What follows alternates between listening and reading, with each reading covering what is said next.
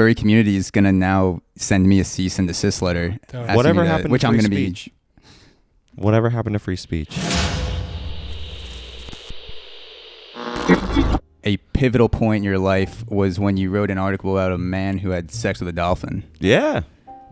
How did that happen, and what did that do to change your outlook on what you wanted to do in the journalism sphere, satire sphere? Made me realize I wanted to have sex with a dolphin, and that's how's that going what so I wanted far? to talk to you guys about today. That's bad. I'm glad we're getting the inside scoop. His name was Malcolm J. Brenner, and I was The dolphin. The dolphin's name was, I think, Lucy. He wrote a book about it, and he was emailing people trying to get interviews, and he wanted to do a phone interview with SF Weekly, where I was working as a freelancer. I had interned there previously, and my editor said, why don't you call this person up and interview him? I said, I should, but I think it'd be funnier if I met him in person. And so I met him at this hotel. I remember texting him, being like, I'm here. And he goes, okay, I'm coming downstairs. I'll be the guy in the red fuzzy sweatshirt. Having sex with a dolphin. Yeah, I'll be the guy fucking the dolphin in the lobby. Holy shit, dude. When he came down that elevator and he walked into the lobby, it was 100% clear he was the guy who fucked the dolphin. There was no need to give the detail about the red sweater. Like you weren't waiting for him to walk up and say like, hey, you don't wave a hand or something. You didn't have to read the book. Fucker, yeah. You didn't have to read the book. This guy was a dolphin fucker through and through, right? And I interviewed him, and the thing went crazy viral. You know, they actually made a documentary film. Someone read my article and made a documentary film about him. Did they ever ask you to be in the documentary? Nope. What the fuck? What are the fucking royalties? Anyways, I saw the article just go around the world. I was watching the share counter, and I was like really excited by it. But I had went there. I had taken the photo.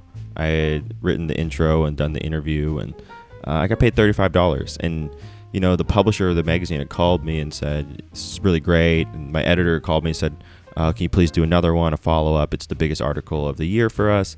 And I thought, it just feels so good to do that and have people appreciate your work. But at the same time, I didn't get a bonus for the fact that my article went all the way around the world a bunch of times.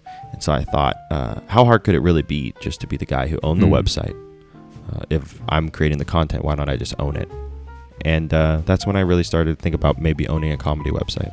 So originally, before like the Hard Times existed, Matt had spent like, I don't know, 6 or 7 months seeking out people that have fucked exotic animals.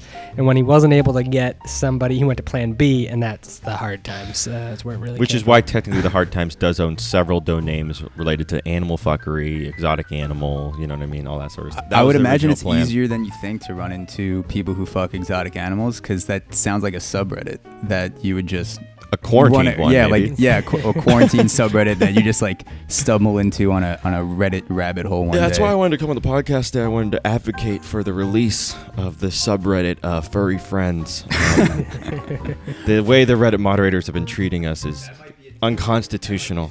And you know, Vice was like started by punk kids, and it had that youth culture vibe. And now it seems like it's more like the values are more aligned with a mom who really wants to complain to the PTA. You know, I saw them like really go after Dave Chappelle. It's like, can you believe Dave Chappelle told a joke? It's like, what am I reading? Well, I was amazed at how arrogant. I think it was a Vice headline, but they said something along the lines of, "You don't need to watch Dave Chappelle's next special." Yeah. And I think it's okay if you're gonna review something and say, "I don't want to watch it." That's fine. Shit on something all you want. But to say that, you know, you don't need to waste your time with this special. You don't have to check out this site. You don't have to listen to this podcast to just assume that how you're feeling is the way that everyone else feels. And if you disagree with them, then you're a bigot, a bitch, or you're something. a horrible person. Yeah, exactly. It's very bizarre, man. But when I read that article, all I wanted to do was watch Dave Chappelle. So I went and I watched it. First time I did stand-up comedy was 4th grade talent show. Just decided, you know, I'm going to do stand-up comedy. Told 2 great jokes. Got kicked off the stage. Crowd was loving it.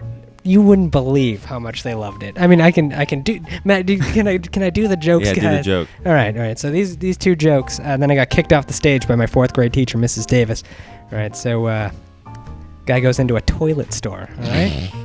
Guy goes into a toilet store and says, "Hey, I need a new toilet." And the guy's like, "All right. We got a metal toilet, a wooden toilet, in the singing toilet. He's like, all right, I'll take the metal toilet. Brings it back the next day, says, I need a different toilet. My butt's too cold when I sit on this thing. All right, I'll take the wooden one.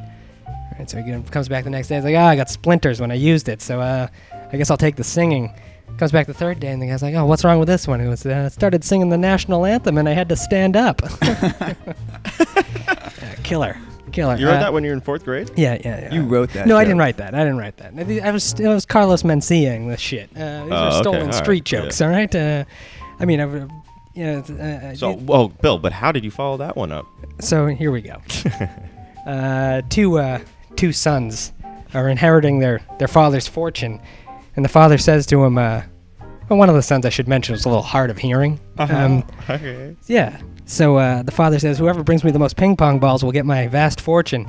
First son comes back with 4,000 ping pong balls. And he's like, oh, that's a lot. Second son comes back with 2 giant balls. And he said, father's like, what are these? He said, ping pong balls. I thought you said King Kong's balls. Got kicked off the stage. You're about to get us kicked off this podcast, Bill.